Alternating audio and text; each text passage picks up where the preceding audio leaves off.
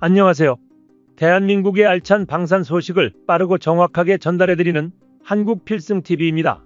KF-21 보라매의 양산 조립이 순조롭게 진행되고 있다는 사실이 다시 한번 한국항공우주산업을 통해 전해졌습니다. 본격적으로 양산에 돌입한 KF-21 전투기는 우수한 기능과 합리적인 가격으로 세계 방산시장에서 주목받고 있습니다.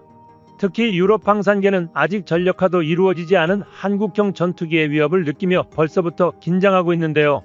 프랑스 군사전문지 메타 디펜스 프랑스는 최근 양산이 시작된 한국산 KF-21 보라매는 전통 강호인 유럽 항공업체들에게 심각한 위협이 될 것이라고 분석했습니다. KF-21 전투기는 부분적인 스텔스 기능을 갖춘 4.5세대 전투기로 분류됩니다. 프랑스 라팔, 유로파이터 타이푼, 미국 F-16, F-15EX 등이 같은 급의 경쟁 모델이라고 볼 수 있는데요. 한국산 전투기는 이들보다 확장성이 확고하게 뛰어납니다. 21세기에 개발된 유일한 4.5세대 전투기인 KF-21 보라매는 앞으로 높은 수준의 스텔스를 갖춘 5세대, 유무인 복합 운영이 가능한 6세대로 진화적 개발을 이어갈 수 있게 제작되었습니다. 경쟁 모델들은 3세대에서 출발해 개량을 거쳐 현재 최대치까지 성능을 끌어올린 반면 KF-21 전투기의 도약은 이제 시작이라는 것입니다. 더욱 놀라운 점은 이러한 성능의 가격 경쟁력까지 쟁쟁하다는 것입니다. 업계에 따르면 초도 양산에 들어가는 개발 분담금을 제외하면 KF-21 전투기의 가격은 대당 후속 군수 지원을 포함해 1,000억 원 수준으로 파악되었습니다. 이는 1,500억 원 이상으로 알려진 라팔과 타이푼보다 훨씬 경쟁력이 우수하다는 것을 알 수 있습니다. 메타 디펜스 프랑스 역시 KF-21은 라팔이나 타이푼보다 가격면에서 우위가 있다고 인정했습니다. 심지어 KF-21 전투기는 이제 막 양산에 돌입한 신규 기체이기 때문에 향후 생산비 절감 요소가 반영된다면 가격 경쟁력을 더욱 높아질 수밖에 없는데요. 이미 한국항공우주산업은 첨단 자동화 설비를 확대 도입하며 생산성을 높이고 있습니다. 메타 디펜스 프랑스는 KF-21 보라매가 검증된 기술 및 진화적 개발을 적용한 확장성까지 더해 우수한 성능을 보여줄 수 있다며 5세대 전투기 카테고리에 완전하게 통합된 KF-21EX 모델의 경우 세계 전투기 시장에 있는 라팔, 타이푼, F-15EX보다 명백히 한 발 앞서 나갈 것으로 분석했습니다. 유럽에서 한국산 전투기에 대해 극찬하는 만큼 중국 역시 한국산 KF-21 전투기에 대해 깊은 관심을 보이고 있는데요. 특히 중국 최대 뉴스 포털 사이트 163.com에 따르면 KF-21 보라매를 엉터리 비행기라고 조롱하는 모습을 볼 수 있었습니다. 중국은 한국이 서방 기술을 이용해 KF-21 전투기를 개발했지만 이는 4.5세대 전투기 수준에 불과하며 5세대와 거리가 멀다고 주장했는데요. 그러면서 중국에서 자체 개발 중인 J-20 전투기를 언급했습니다. 중국은 서방 기술 도입 없이 F-22, F-35에 버금가는 차세대 전투기를 개발하였고 이미 비행 테스트를 수행했다며 일부 기술 문제는 해결해야 할 과제이지만 미국의 관여 없이 수준 높은 전투기를 만들었다고 자화자찬했습니다. 하지만 중동 국가 고위직들이 잇따라 한국을 방문하면서 전투기 수출을 고대하던 중국 역시 질투심에 분개할 수밖에 없는 상황이 되었습니다.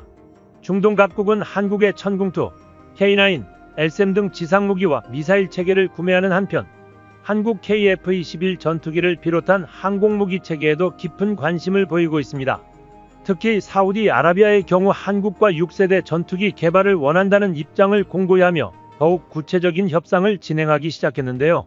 KF-21에 공개된 성능에 매우 만족한 협상단은 보라매 전투기에 관한 최초 협상 조건을 내건 것으로 밝혀졌습니다. 이에 대해 방위사업청은 KF-21 사업에 따른 경제적 파급 효과가 정말로 대단할 정도라고 언급했습니다.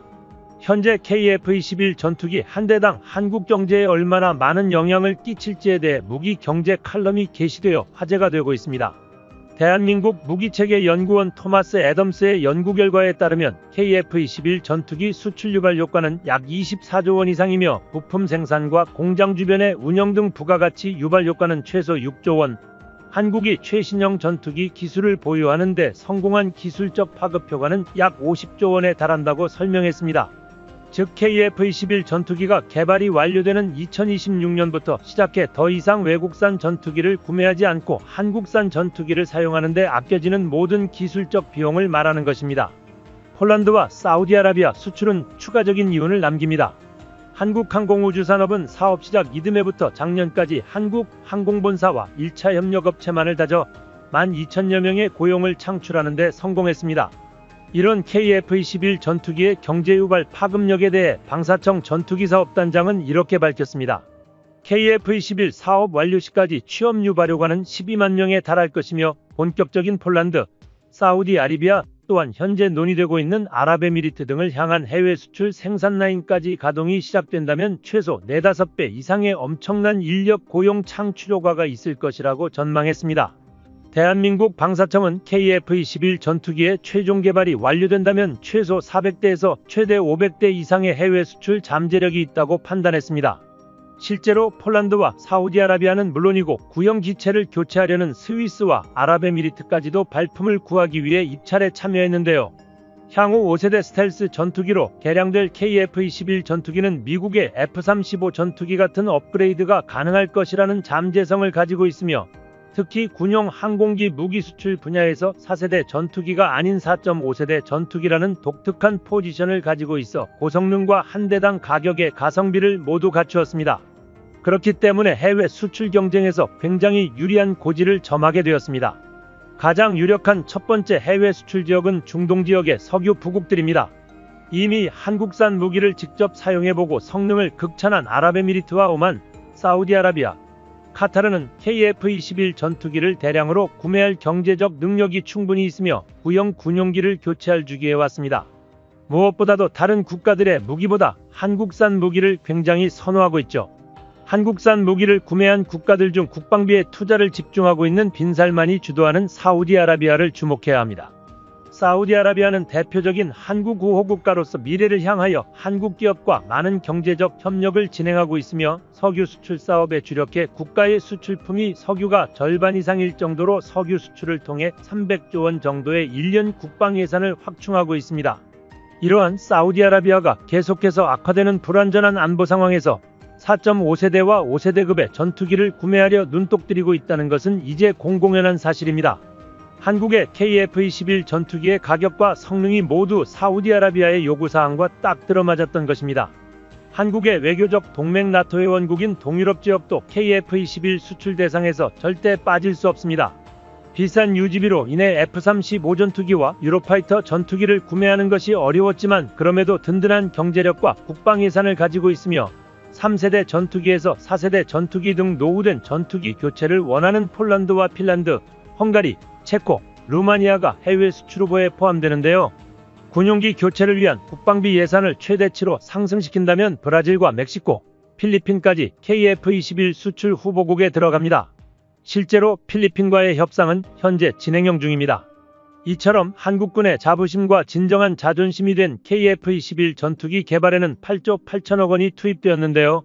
이 정도 초대박 규모의 사업은 단군 이래 한국 최대의 무기 개발 사업으로 기록되었습니다. 한국산 전투기의 원활한 수출을 위하여 현재 KF-21 전투기의 부품 국산화율은 예정보다 빠르게 발전하고 있습니다. 현재 70%를 넘긴 부품 국산화율이 점차 높아질수록 해외 수입 부품을 대폭 줄이고 생산 단가를 더욱 낮출 수 있습니다. 전투기의 심장인 터보팬 엔진은 하나에어로스페이스가 제너럴 일렉트릭사의 엔진을 도입하여 80% 이상의 부품 국산화율을 기록했습니다. 하지만 미국 기술을 바탕으로 한 한국형 엔진이 아닌 대한민국 기술로 만든 국산 엔진이 반드시 필요한 상황인데요. 하나와 두산에너빌리티가 이를 위해 성공을 위해 힘을 합쳤습니다. 자주 국방을 위한 전투기 부품 국산화는 정말 중요한 과제 중 하나입니다. 한국산 전투기를 위해서는 KF-21 전투기의 국산화율도 점진적으로 끌어올려야 하며 2030년 초반까지 높은 수준의 국산화율을 달성해야 할 것입니다. 특히나 국산 제트 엔진이 없으면 전투기 무장 제한이나 KF-21 전투기 해외 수출에 큰 지장이 생길 수 있습니다. 국산화가 되지 않는다면 모든 것을 운영하기에 여러가지 제약이 따를 수밖에 없는 것이 현실입니다. 하지만 한국항공우주산업은 부품 국산화, 특히 독자 엔진 개발에 큰 힘을 쏟고 있습니다. 엔진 국산화가 이루어지면 대한민국 항공산업의 무궁한 발전은 물론 전투기 사업에 엄청난 도움이 될 것입니다. 더 이상 미국의 간섭을 받지 않을 수 있도록 개발 중인 한국 엔진의 상황을 알려드릴 9월 22일 영상 함께 보여드리겠습니다. 그동안 대한민국은 미국 기업의 오랜 갑질을 견뎌와야 했습니다. 이는 KF-21 전투기 개발사에도 녹아있는데요. 한국항공우주산업은 미국 로키드 마틴의 도움을 받아 사업에 착수했지만 전자장비에서 치명적 난관에 봉착했습니다. 미국으로부터 F-35 40대 도입을 조건으로 한 차세대 전투기 3차 사업의 절충교역으로 우리 대한민국은 미국의 레이더 등 핵심 기술을 이전받기로 했는데 미국이 갑작스레 거부한 것입니다. 그중 가장 한국을 힘들게 했던 것이 능동전자 주사식 위상배열 A사 레이더와 적외선 탐색 추적장비 IRST, 전자광학 표적 추적장비, 전자파 방해장비 등이었는데 이 모든 기술 이전을 거부한 것입니다. 하지만 한국은 이를 국내 개발해내며 난관을 헤쳐왔습니다. 그런데 이번에도 KF-21 전투기가 당당한 대한민국산 전투기임에도 미국 측의 통제를 받게 되는 일이 생겼습니다. 그 이유는 바로 엔진 때문입니다. KF-21 전투기에 탑재되는 엔진은 국내에서 면허 생산하는 미국 업체 모델입니다. 그렇기 때문에 우리 정부는 국산 전투기에 미국 업체 엔진이 장착되는 현실을 바꾸겠다며 지난해 독자 엔진 개발을 자신있게 선언한 것입니다. 양산을 앞둔 한국형 차세대 전투기 KF-21에도 반드시 국산 엔진을 장착하겠다는 포부를 밝히며 계획을 진행 중인 것으로 드러났습니다. 최근 쏟아지는 수출 문의에 대한민국은 KF-21 전투기 국산화에 열을 올리고 있습니다. 그 중에서도 특히 첨단 엔진을 개발하는 데 10년이 걸린다고 가정했을 때 총 9조 4천억 원의 부가가치를 얻을 수 있을 것으로 기대되는 만큼 KF-21 전투기 엔진 개발에 박차를 가하고 있습니다. 국산 엔진은 국내에서 가장 유명한 미래 공기엔진 제조업체인 한화와 두산에서 통합 개발을 주도하고 있습니다. 한국이 전투기를 만들겠다고 시작한 지 불과 몇 년 만에 KF-21 전투기의 실물을 내놓은 한국은 이제 한국형 엔진 탑재 테스트 비행과 엔진 개발까지 진행할 정도로 성장했으며 이에 대해서는 대단하다는 말밖에 나오지 않습니다. 또한 빠른 선의 능력으로 한국이 보유한 어떤 전투기보다도 신속한 민첩기동도 가능합니다. 실제로 한국의 항공엔진 분야에 대해서는 한화에어로스페이스가 기술을 주도하고 있으며 상당히 높은 기술력으로 세계 항공 분야를 독점하는 3대 기업의 신뢰를 얻고 있습니다. 더 흥미로운 점은 내년에는 여기서 온도를 더 올려서 2000 케빈급 소재 기술 사업이 완료된다는 것입니다. 이 사업은 일단은 두산의 차세대 가스터빈용 소재 개발을 위한 것이지만 이미 한화에어로스페이스의 엔진 개발에 두산이 협력하고 있는 데다 1900 켈빈급 기술 역시 두산의 사업에서 파생된 것이라 2000 켈빈 엔진 역시 기대해 볼 수 있을 것 같습니다. 한화의 엔진 개발이 성공하면 이처럼 많은 이득을 볼 수 있는데 가장 고무적인 점은 역시 이런 성능 향상을 거두고도 가격적으로는 상당히 이득이라는 것에 의의가 있습니다. F414 엔진은 앞서 살펴본 것처럼 970억 중 125억을 차지하며 항공기 전체 가격의 10%도 넘어가는 비싼 엔진입니다. 즉 도입도 아니고 라이센스 생산인데도 말이죠. 하지만 그 과정에서 한국은 많은 노하우를 습득했고 국산 엔진을 만들어 놓는다면 사실상 같은 시간과 비용을 들여서도 더 싸게 더 나은 엔진을 쓸 수 있게 될 것입니다. 방식을 공개하여 세계는 대한민국 엔진으로 뜨겁게 달구어지는 상황입니다. 다만 한화에어로스페이스가 자신 없어하는 분야가 하나 있었습니다. 시험평가입니다. 이러한 기술을 적용한 엔진을 만들기 위해선 모든 단계에 대해 설계 능력과 제작 능력 그리고 그 안전성을 증명할 수 있는 시험평가를 하나하나 거쳐야만 합니다. 그런데 그걸 위한 인프라를 일개 기업이 만들려면 수조에 가까운 예산이 드는데 사실상 불가능한 영역이죠. 여기서 절실한 것이 다른 협력기업이나 국가적 지원의 존재입니다. 운 좋게도 한화는 그 둘을 모두 얻을 수 있었습니다. 한화가 엔진 개발을 선언한 같은 날 정확히 똑같은 분야에 출사표를 내민 기업이 있었던 것입니다. 바로 두산 에너빌리티입니다. 의외로 두산은 한화의 고민을 해결해 줄 수 있는 역량을 많이 가지고 있었습니다. 이걸 바탕으로 설계 과정에 관여할 예정인데 한화보다도 훨씬 자신감에 차 있는 모습이었죠. 두산의 커리어가 특이하기 때문인데요. 엔진 터빈의 경우 비슷한 기술을 이용해서 항공기를 날릴 수도 있고 발전기를 돌릴 수도 있습니다. 항공엔진 기술이 있는 다른 나라들의 경우 일반적으로 항공엔진 기술을 먼저 개발하고 이걸 이용해서 발전용 엔진 터빈을 개발하는 순서였습니다. 하지만 두산의 경우 항공엔진의 뜻이 없는 상태에서 세계 5번째로 발전용 엔진 터빈을 독자 개발했습니다. 한국은 이걸 역으로 항공엔진으로 만들면 되는 것입니다. 두 엔진의 차이는 항공엔진의 경우 무게 대비 추력을 극대화하는 것이 목표고 발전엔진의 경우 연료 효율을 극대화하는 것이 목표라는 것입니다. 반대로 말하면 두산의 엔진은 이미 연료 효율만큼은 최고라는 것이 됩니다. 물론 이걸 항공엔진으로 만드는 과정이 간단하지는 않겠지만 두산은 초고압 터빈을 1만 시간 가까이 지속적으로 노출시킨 운전기록 그 자체가 자부심이라고 스스로 밝혔습니다. 한화가 고심하고 있는 초내열성 소재 역시 두산은 1700도까지 극복한 소재를 보유하고 있습니다. 두산은 발전 엔진 터빈을 쏟은 지난 10년간 어마어마하게 많은 소재 데이터를 쌓았고 이 데이터를 분석해서 새로운 합금강을 제조하는 데 이를 적극 활용하고 있습니다. 이들 역시 한화 마찬가지로 신기술을 곧바로 제약 없이 받아들이고 있는 것입니다. 남은 것은 이를 항공용으로 바꾸는 것뿐입니다.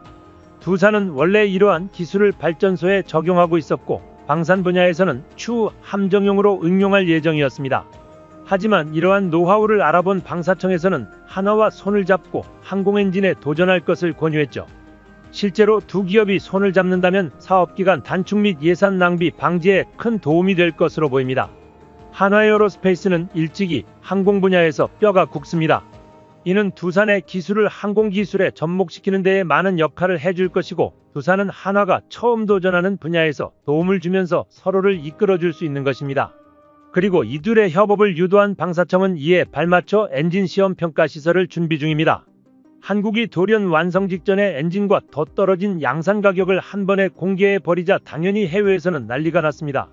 엔진 성능은 좋아지면서 가격은 떨어진 것입니다. 지금 한국을 쫓아가 보겠다며 튀르키예는 거의 20종에 가까운 엔진을 동시에 개발하고 있는 상태입니다. 비단 칸 전투기에 들어가는 터보팬 엔진이 아니라도 전투기용 보조동력 엔진, 헬기 엔진, 호위함 엔진, 전차 엔진, 무인기 엔진, 장갑차 엔진 등등 온갖 할 것의 엔진은 전부 손대고 있습니다. 당연히 정상적일 수 없습니다. 물론 성공만 한다면 빠르게 노하우를 습득할 수 있겠지만 이들 입장에선 한국이 손에 잡힐 법한 시점에서 갑자기 저 멀리로 도망쳐버린 느낌을 지울 수가 없을 것입니다. 튀르키예는 지금 어떻게든 한국을 따라잡으려고 한국 입장에서는 상당히 곤란할 법한 카드도 뽑았습니다. 바로 우크라이나를 엔진 개발에 끌어들인 것입니다.